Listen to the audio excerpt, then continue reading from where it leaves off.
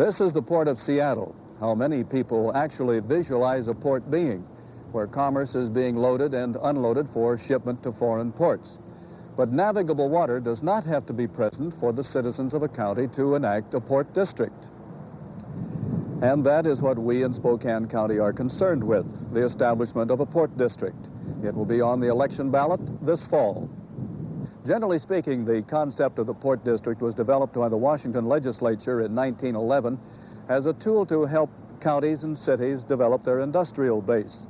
31 counties in Washington state have port districts. Spokane is one of those which does not.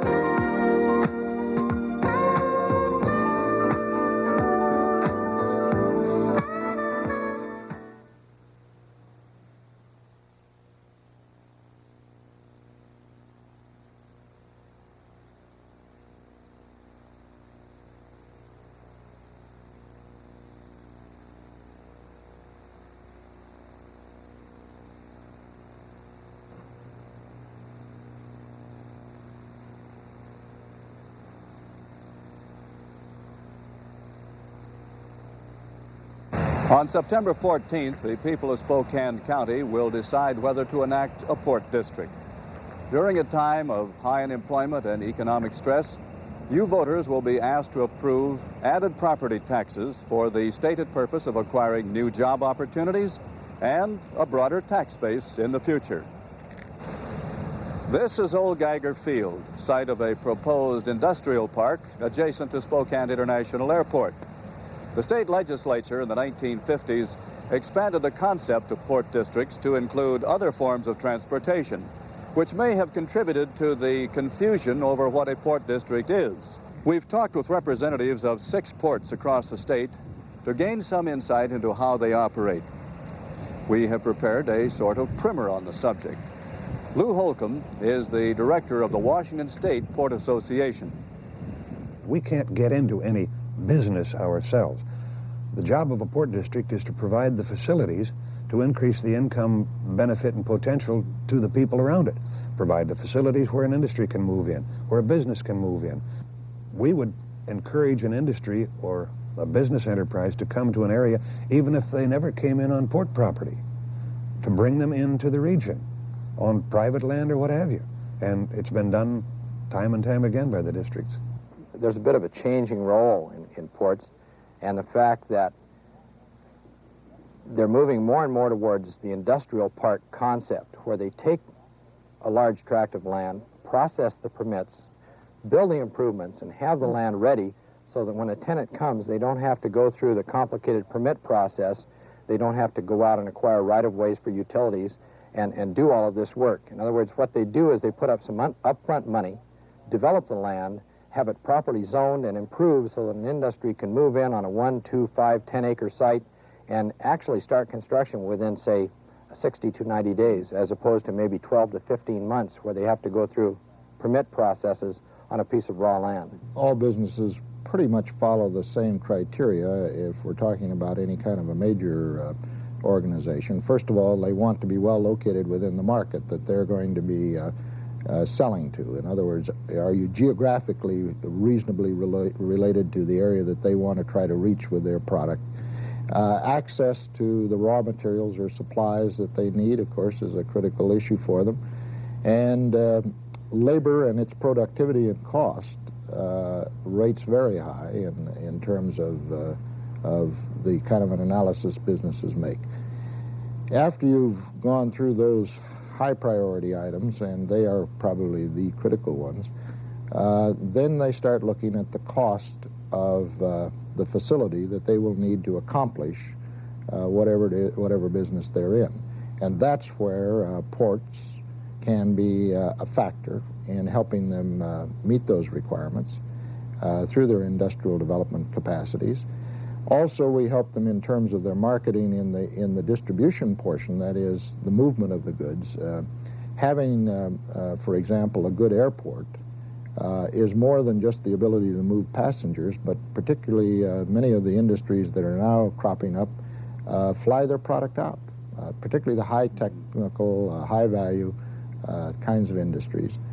They need access to a good air transportation system, as an example. We have a great deal of flexibility, and we manage our own affairs. We're run by a three-man commission. We do resort to tax levies to get the seed money to build these industrial projects or our marine facilities, such as we're standing on now, that service the area. And the fact that we have the flexibility, can acquire land, put parcels together, and then develop them for sale is something that the ordinary private developer doesn't have. Okay, port districts were originally formed in the state in 1911. And the intent at that time was to protect the waterways and the waterfronts for the public. Since that time, the definition of a port has been expanded by statutes to include dry land ports. And a port district in this state is a special purpose, single purpose public entity, not multi-purpose like cities or counties. So by creating a port district, we don't create another governmental level or area.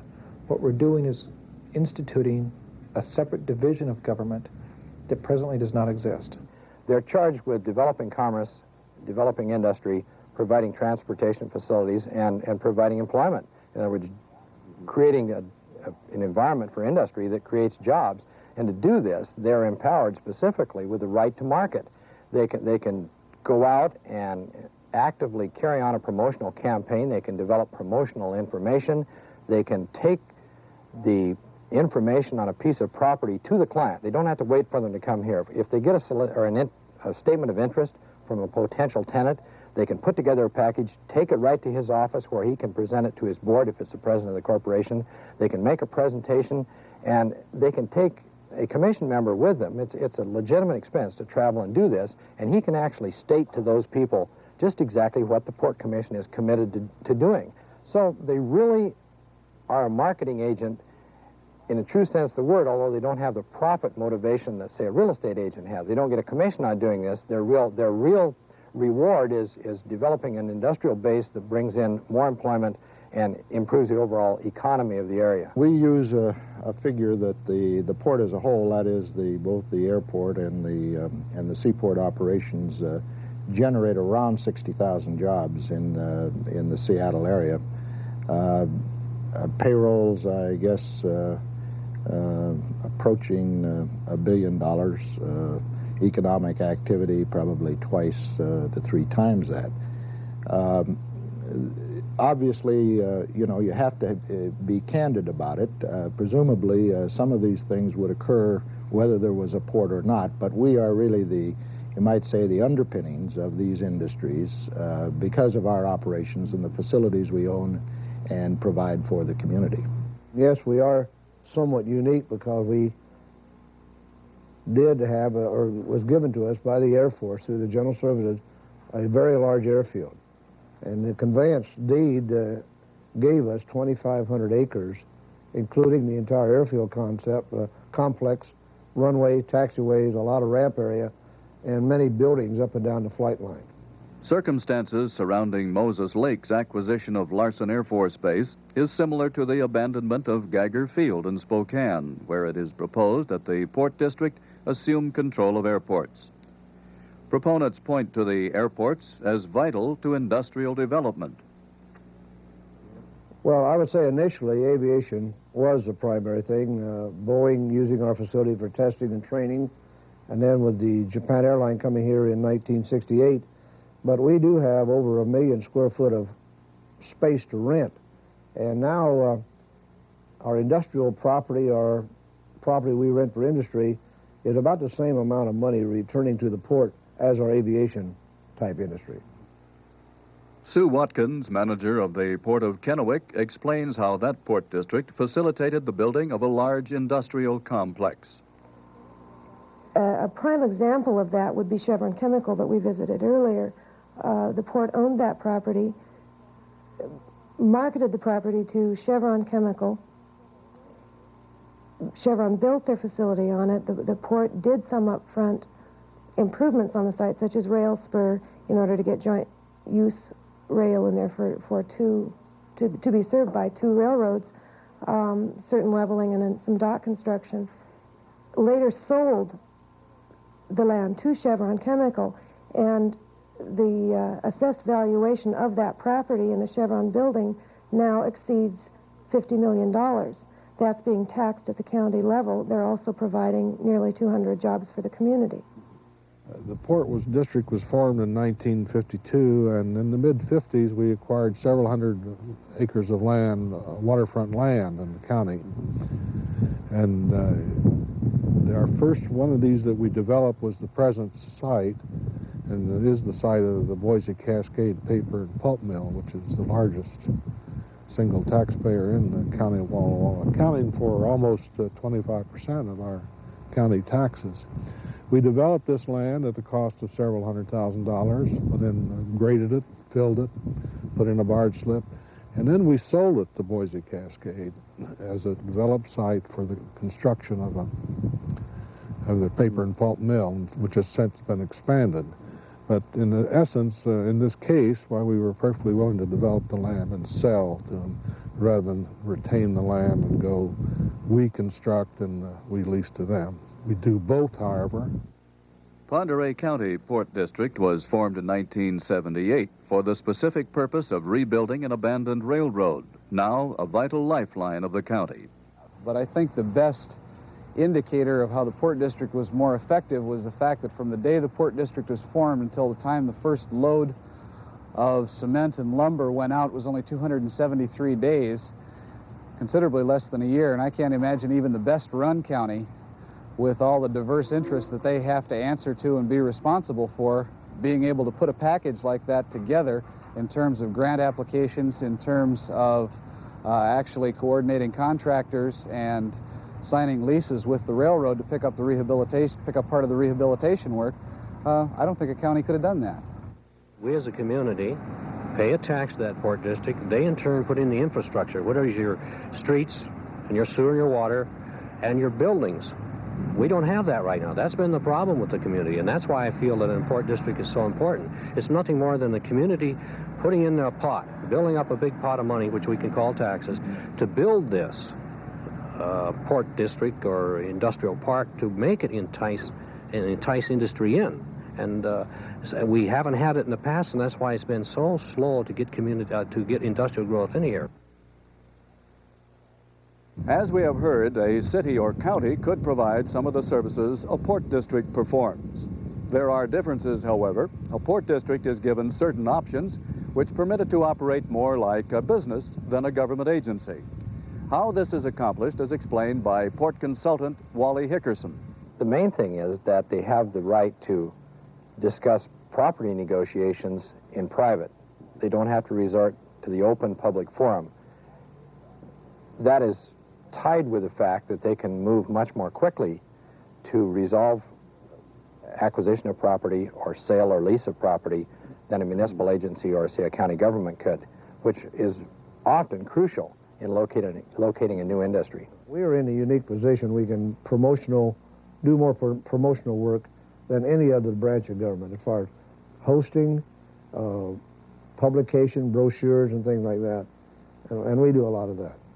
I think the port, however, is a very versatile tool to work for economic development in the region. I think we have a track record around this state of having done that for the communities where there are ports. It's an organization that's set up with a limited purpose, and that purpose is economic growth. I think it's been done fairly effectively and fairly efficiently if you look at the results in the ports of this state. It's managed by hometown people who are interested in their community and basically take these posts without salary for civic purposes, and their motivation is high on behalf of the community. So those, to me, it's about as versatile a tool from a public input as you can get. And as the port develops and matures, it has the resources, both in terms of staff capacity and physical resources, to make a contribution to its community. Since 1911, up to the current time, port districts have been formed.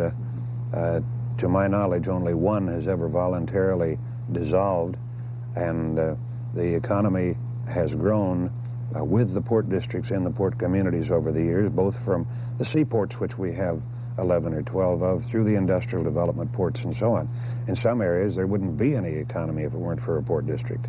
We're perfectly willing to build and lease, and we do this for several of our customers, and we're perfectly willing to develop the land and then sell the land to develop to the user. We only stipulate in this case that there's a requirement in this title that if we sell you this land, you will build a plant of so big and such a kind and employ so many people, or otherwise we'll take the land back and give you your money back, because we don't want to sell land into the real estate market as such. Our port happens to have a fair amount of property in reserve at this point in time. However, as we use up property, we have a program where we try and replace that property with additional. It's certainly not that simple, because there are, as time goes on, it's getting more difficult to land use designate and to zone for industrial use. Port District is a specialized political unit. We're geared towards industrial development, towards transportation, those types of things in the public sector. And, you know, if we need improvements to our runway or improvements to a terminal building, we're not competing with a library fund or a parks and recreation fund or the police department for those dollars. We have duplications of some of those entities in our law enforcement officers that we have here, but we don't get so much involved in the emotional issues. More so it's business and very business related. The industry, or the potential client, wanted information on rail access, truck access, barge dock facilities. They wanted cost estimates. They wanted to know what the permit constraints would be. And we had like 5 days to put this together and prepare the presentation. And then, in that particular case, the commissioners, the manager, and myself went and made the presentation to the company. And about 2 weeks later, the industry announced that they were going to locate on that site. Very fast process. I think the Port District has been good for the people of Pend Oreille County. We are described, and I think appropriately, without patting ourselves too much on the back, as the administrators of what is the economic lifeline for Pend Oreille County. We have an awful lot of tools, particularly financial, available to us that are not generally available or as easily available to other units of government or to other equally economically development-oriented kinds of organizations, such as chambers of commerce. We have a packing plant, a paper plant. We have several small manufacturing plants in the city Walla Walla area. We have 2 grain terminals. We have a public port area, and we plan to put in a dock there. We have a seed mill. At one time we owned a potato shed and we sold it. One time we owned a fertilizer plant and have sold that since then. And so as long as if we can help somebody create jobs and create additional taxes, why we try to fill the spot. The Port of Kennewick has been in existence many, many years and has been instrumental and sometimes solely responsible for the location of a number of industries located within our port district. Examples of those are Chevron Chemical, Union Chemical, Sandvik Special Metals, Curley Chemical, Allied Chemical, Twin City Foods, North Pacific Grain Growers, and a number of others. We have seen some examples of the variety of ways a port district operates, but what does it do for the county, the community as a whole? I think any area, whether it's Spokane or Walla Walla or Pasco, needs to show in any 1 year or 2 year or 3 year period some progress from their existing economic state. If they don't progress, they stand still. If they're standing still, they're falling behind in these days. One thing we like down here with the coming of industry is the increase it will make in the assessed evaluation of our county, of the school district, of the port district, and things like that. And increasing the assessed evaluation maybe will help in not necessarily reducing taxes people pay, but it might help in keeping them down. We try to stick to our business, which is operating industrial facilities, operating marine terminals, operating, in some cases, airports. We concentrate solely on it. We try to do a good job that creates more jobs and creates more money in the form of taxes and payrolls, and much more than we take out of the system. Do the port districts seek to develop a diversity of an industrial base? Well, you certainly do, and there's both a selfish reason and a theoretical kind of a reason. Obviously, for a community that has diversity in its economy, it's going to weather the storms a whole lot better than those that are tied to relatively few industries, because when those industries are down, everybody's down. So you have that sort of theoretical spur to do it. But from the business side of the port operation, diversity is important, because there are ups and downs in segments of the market, and you need to have something to tide you over in the peaks and valleys. It does afford the community the opportunity to grow, to attract business, and the numbers of people that we're talking about that are employed is just the tip of the iceberg. For every one person that's directly employed here, there are probably 5 indirectly employed. Well, there's one thing that we see nowadays that has become a very important part of our working day, and that's guiding and helping particularly a small company, through a permitting process. It's become a very difficult job. Larger industries tend to have people with expertise in that line on staff, where the small business, and there are a lot of small businesses out there that add up to a great deal of business for a community, they might not have the wherewithal or the expertise to deal with that. And as another government agency, certainly we do deal with that.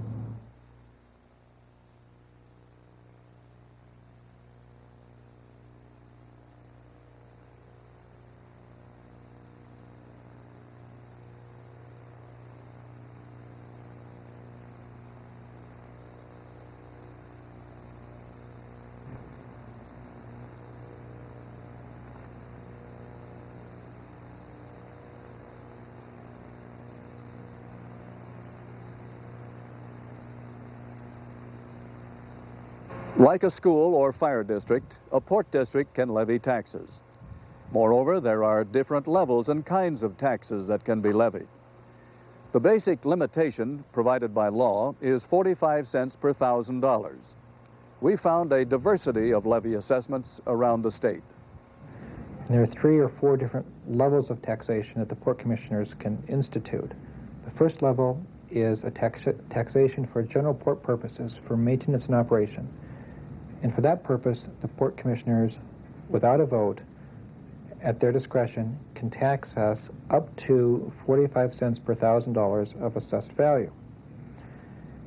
And if we assume that the port commissioners are going to use that as their maximum taxing level, that would cost the average homeowner in Spokane County 6 cents a day, or $24.75 a year, based on the average cost of a home in Spokane County of $55,000.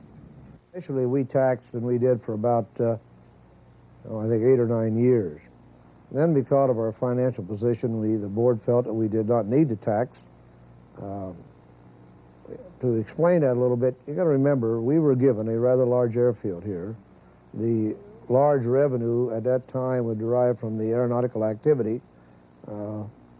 We had lots of Boeing testing and training in the 747 aircraft. And our financial position was that we felt we didn't have to. And then in the interpretation of the state law, it was felt that if we did not tax at the end of 3 years, we might lose the right to tax forever, which the Board of Commissioners did not necessarily want to forfeit. So we did tax in 1979, and I would say solely to keep the option open that we could tax. Since that time, legislation had been taken care of to ensure that we don't have to do that every 3 years. So we have not taxed, and we're not taxing for this year, the year we're in now. There's a second 45 cents per $1,000 of assessed value tax that a port district can levy for a certain period of time to construct an industrial development district. Before they can do that, they have to adopt a comprehensive plan and they have to have a hearing to form it. A port district can issue non-voted general obligation bonds in an amount equal to 1/4% of their assessed value, and voted bonds with a vote of the people in an amount equal to 3/4% of the assessed value in the county. And we've been in business long enough, and I guess successful enough, that our tax levy is about 31.5 cents a year, which is only a tenth or 12th of the taxes that are paid in by companies that we either acquired the site for or acquired the site and build or own. And all of this tax money goes to acquiring more land and building new industrial facilities that generate taxes and generate jobs. Our overhead and supervision and terminal expense, like re-roofing our own facilities, is all paid from rents.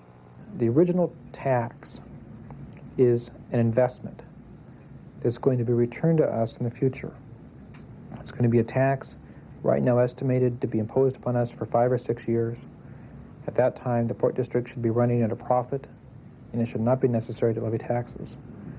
There are port districts in the state that don't levy any taxes. The Port of Pend Oreille is one of them. The Port of Moses Lake is another one. We have no operating levy. We have no industrial development district levy to finance any of our improvements.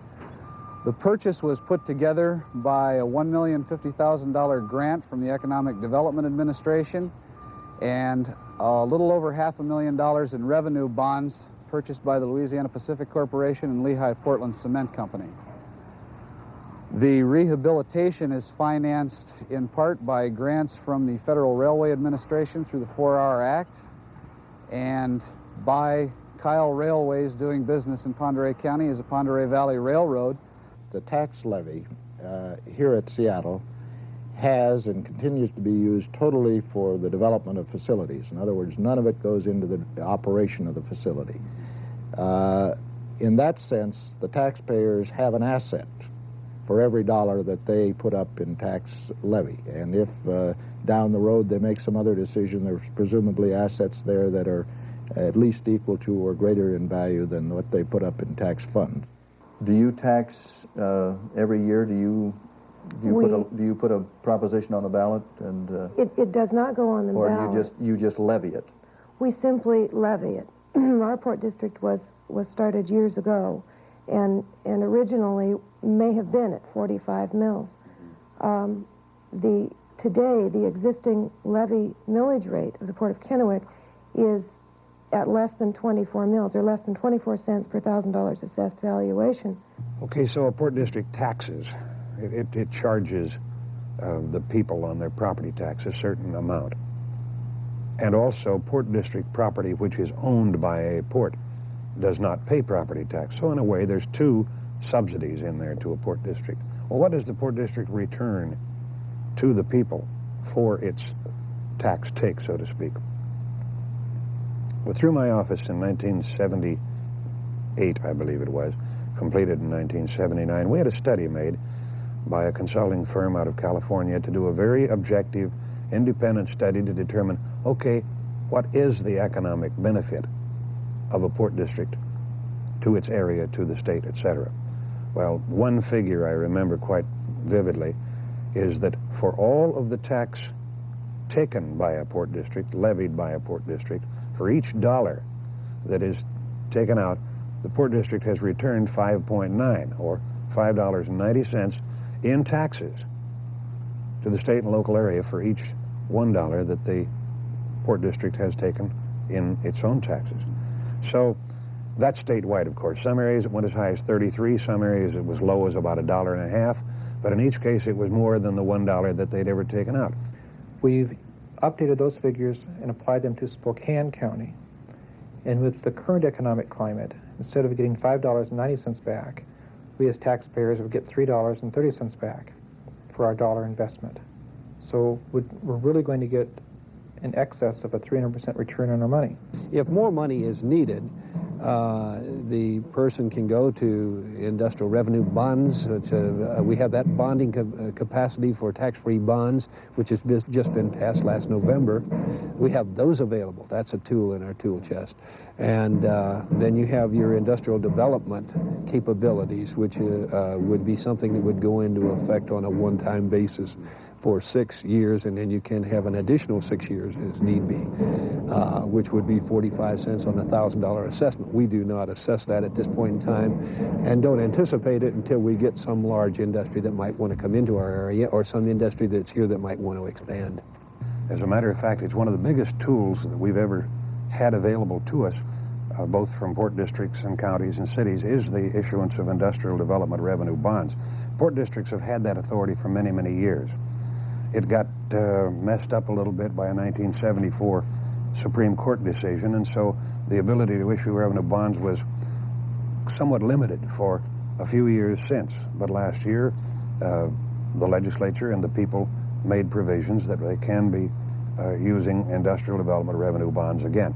A fine opportunity, because that's a situation that can help attract industry and doesn't cost the people one penny. The law provides for the election of 3 commissioners who set the policy of the Port District, levy the taxes, and hire the professional staff. The position of commissioner is non-salaried but extremely important in that they alone must decide what a Port District's goals will be, what taxes will be levied, and ultimately how successful the operation will be. A thought to keep in mind: on September 14th, the leading vote-getter in each of the 3 districts will be elected if the Port District proposal is passed. In most cases, port commissioners are non-political persons. It's a non-political office. They run for the job because they feel dedicated to the public service. They feel they can do a good job. And they don't get embroiled into political issues. And they don't get embroiled into some of the acrimony that sometimes goes on in political constituencies and political districts. I think it is important for those people to have a good business or government background with a combination of administrative and management experience so that they can run the Port District, hire the proper staff to be able to talk to the other industries on the even level. Running a port district like this is like running a major corporation, and there's no room for incompetence in that type of approach. You're taking a major capital investment from the public and putting it to work. And like any other type of business, that has the potential of being mismanaged or bungled. You simply have to get the right kind of people to stand for election and be willing to serve in these posts of Port Commission. They are the critical element because they set the policy, they set the tone, they are the ones who are going to relate back to the community. You might say the filtering process of what does the community expect from the port and how the community will accept the execution of programs within that community, all of those kinds of things. So perhaps as important as the question of whether or not you should form a Port Commission, in some ways more important, is what kind of people are willing to stand and serve in these Port Commission posts.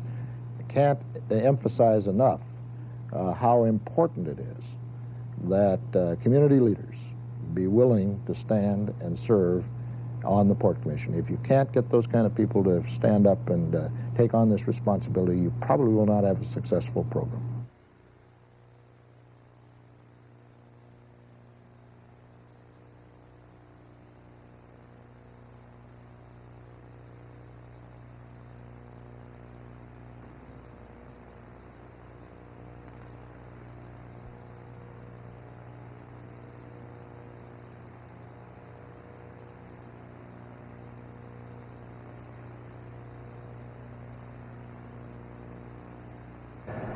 What is proposed for a Spokane Port District? How will it function? What will it cost? Eastern Washington University planner Joe Luther and economics professor Shik Young prepared a study this past year for advocates of the Port District. An ad hoc committee, which calls itself TAPS, or the Truth About Port Districts, also studied the proposal.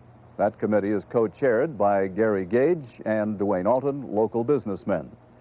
In this final segment of our primer, we will hear from both proponents and opposition. Well, the Century 2 folks and the Spokane Area Development Council had contracted with the Bureau of Business Research at Eastern Washington University to put together an economic analysis of the viability of a port district.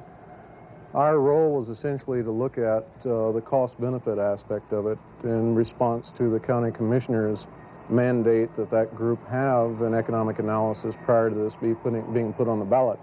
And what we did is requested and paid Eastern Washington University to prepare an independent economic feasibility study for a Spokane County Port District. And that study indicated or concluded on a conservative basis that once the infrastructure is in, the Port District will run on a profit basis if only approximately 27% of its facilities are utilized. Dwayne Alton and Gary Gage are co-chairmen of the Truth About Ports Committee. I think they're in touch with some of the banks. I think they're in touch with some of the high rollers. But I think that when it comes to the people that work in the factories and the clerks in the stores and the property owners, when I say property owners, I'm talking about individual landowners that own their own farm or they own their own house out here, their own home. I think they're completely out of touch with these people.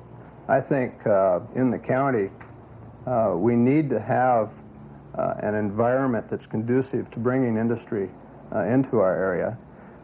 This is one of the things that we hope to find out why this hasn't been possible in the past, and then suggest alternatives to a new layer of government, whatever they might be, that will indeed accomplish those goals. Mm-hmm. We operated under a 1978 plan developed by Beauvais engineers, which called for the development, in this case, of about 350 acres out of the 1,300 acres that are available out here. What we did was take the Beauvais plan, upgrade it somewhat to reflect the new and emerging market conditions for industrial parks, and also to bring their cost estimates up online to find out what the cost would be to balance against the revenues produced by the Port District.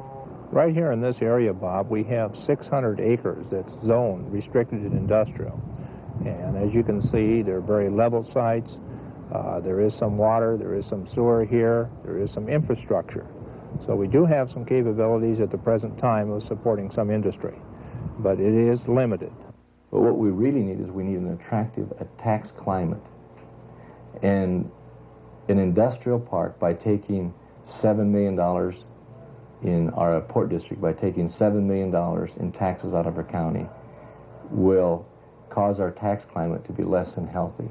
And consequently, new businesses looking to come into the county will say, well, you know, the property taxes are higher, they're getting higher, and that will cause business not to want to come into our county. Once they get the industrial development going, along with the Port District, it's going to be to the tune of over $7 million a year going out of the taxpayer's pocket into whose pocket? It's going to be going basically into the banker's pocket, because the banker's going to be putting up the front money, and immediately Port Districts become inefficient because now they're paying interest, and that is completely unproductive. So immediately they become inefficient and destroy $7 million worth of jobs. Dr. Young, what was your particular part of this economic impact study?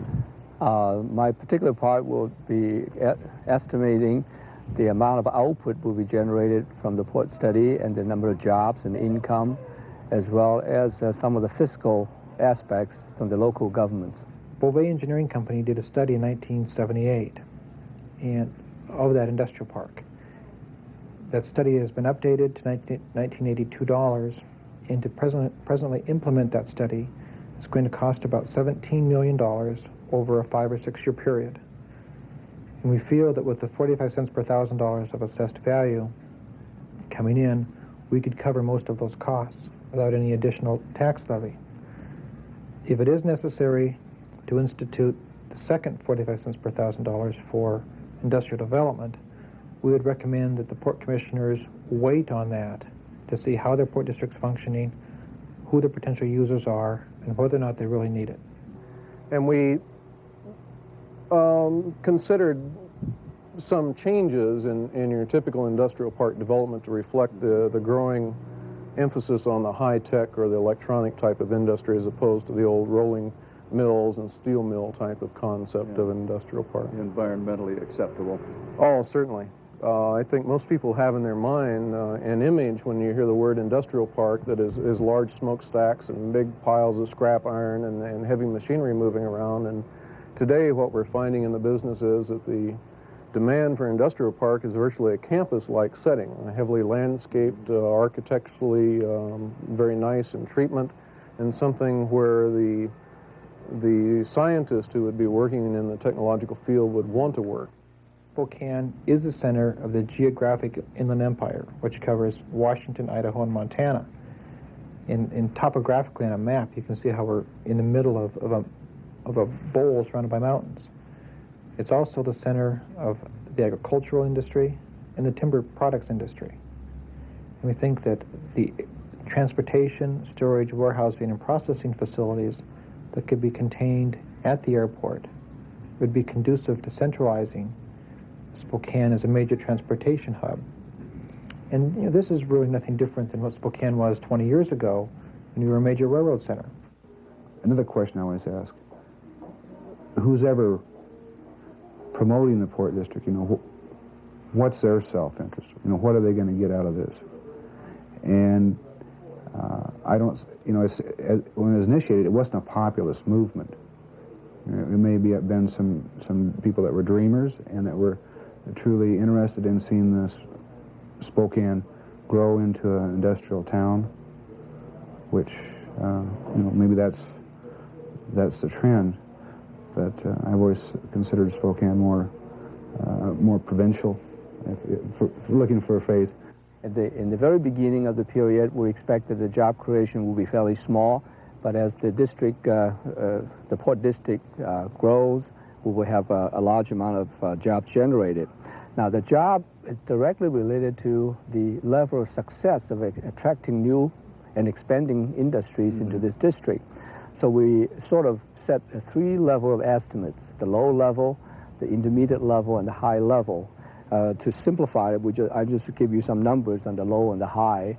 And the low level, by 1986, we expect to generate about 620 jobs, and the high level will be about 2,100 jobs.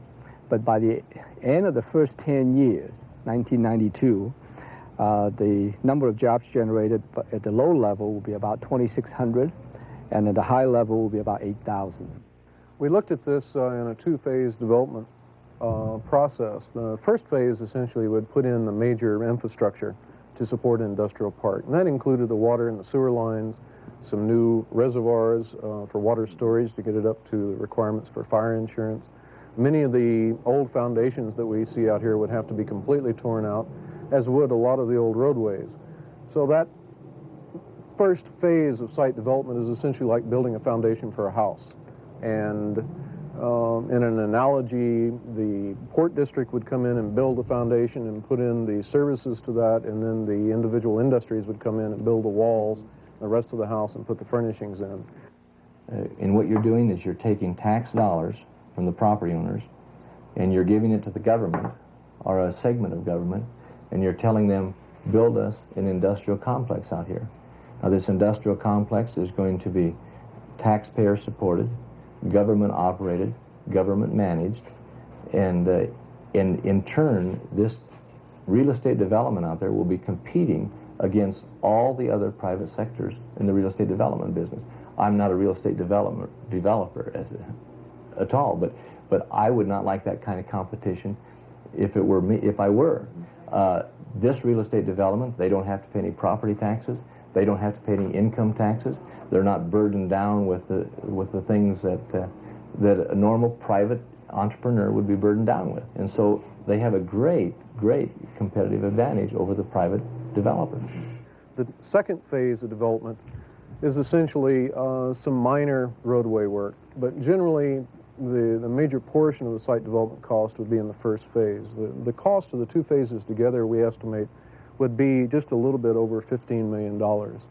The reason for that high cost relates to the extensive amount of utilities that would have to be put in here, and also a major portion of it would be for what we call an incubator building, in which the Port District would erect a structure in what we call a mini park down at the end of this road. And that building would be essentially a shell in which businesses then would come in and lease space. And we were talking about there a building of about 152,000 square feet.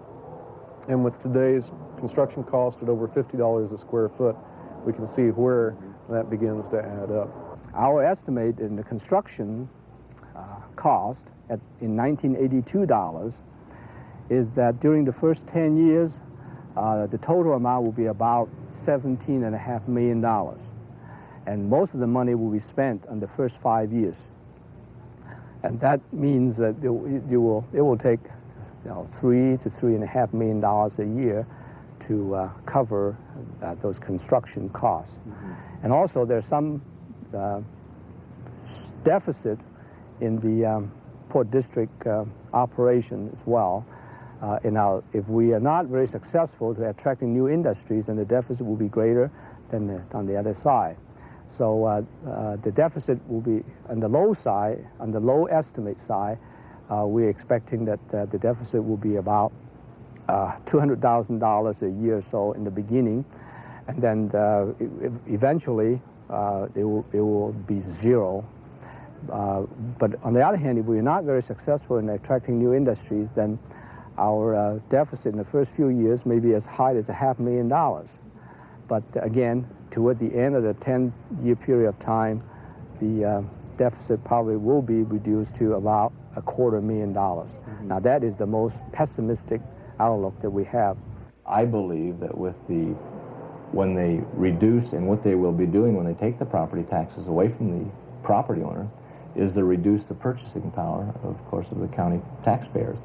And of course, if we reduce the purchasing power of the Spokane County taxpayers, then what we're doing is we're going to hinder our economy, we're going to cause our economy to go down, because the fact that there's just not enough money out there to spend as there was before.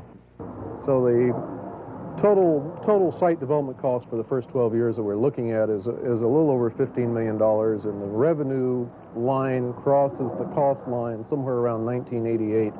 And after that point, the Port District essentially would become self-sufficient. The thing to remember is, though, that whether the Port District was building this, or whether the International Airport was running this industrial park, or whether the county was running it, they would still have to put in the same type of utility cost in order to have anything out here at all. If you include all the property tax base, real as well as personal, then we think that the base is about $6.7 billion in Spokane County. And the law provides that the Port District can tax 45 cents per $1,000 of assessed value, and that will come up to about slightly over $3 million if we tax the maximum. Then that $3 million will come fairly close to the $3 to $4 million need per year in the first 5 years.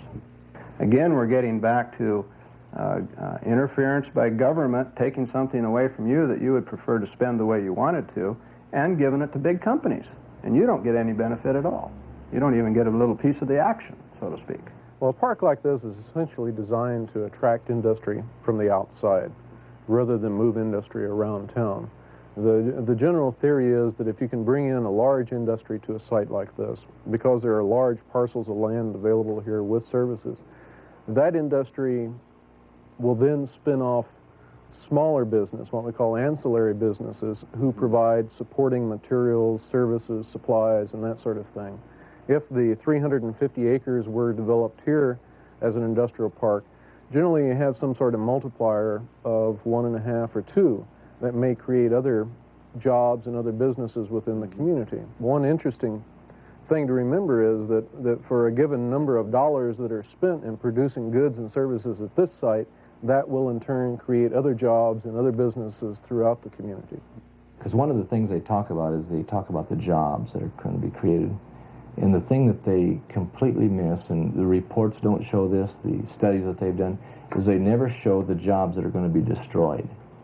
And when we talk about taking $7 million out of Spokane County in property taxes, putting it in the hands of government, denying the people that earn that money the freedom to spend it as they see fit, when we take that money from them and say, no, you can't spend it the way you want it, maybe you did want to make a car payment, maybe you did want to have it help make your house payment, maybe you did want to buy some more groceries, but we are going to deny you that freedom because we are going to use it for real estate development.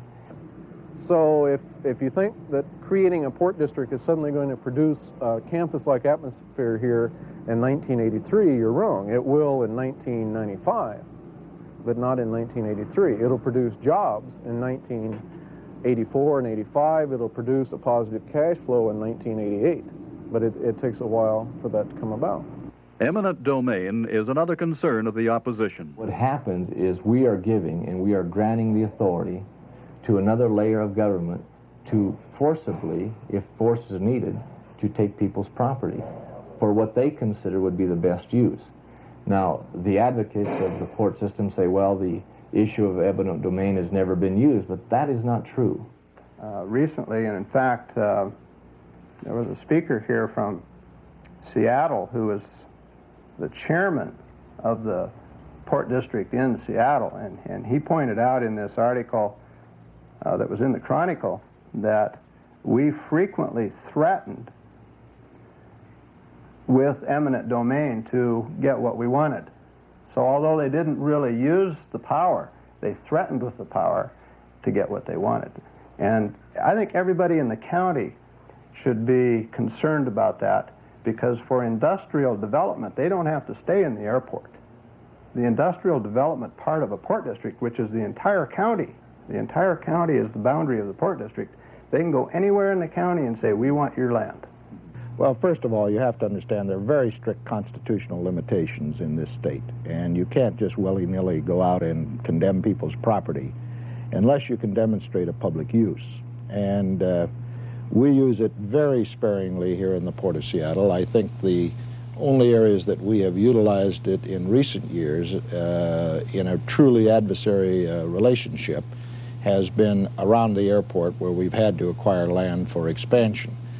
Cities have eminent domain power, counties do, many governmental agencies do, port districts do, and there's a couple of very good reasons for it, but rather than getting into the philosophy or the reasons for it, I know that the people of Spokane County being concerned about the formation of a port district are concerned about this, but it's probably one of the least used authorities of a port district, and certainly the least to be feared. Occasionally we'll use it because the seller and the port can't agree on price. There's a willingness to sell, all right, but there is a price problem, and being a public agency, we frequently find it more acceptable in the public arena to have, in effect, have a judge tell us what the price of the property is, what the fair market value is. But I think that fear of eminent domain perhaps is the least of the problems that a person who is looking at the port as an agency should be concerned with. I don't think that will be abused. I don't think the record shows that it has been abused by ports around this state. That's one of the reasons that we requested the city and county to donate the airport facilities to the port district, was to obviate the need to condemn property. So you see, although the authority has been in existence for port districts, it's basically used not to grab somebody's land, but it's basically used to keep the people who want to sell property to the port, or are willing sellers to the port, to keep the price of the land within some reasonable boundary.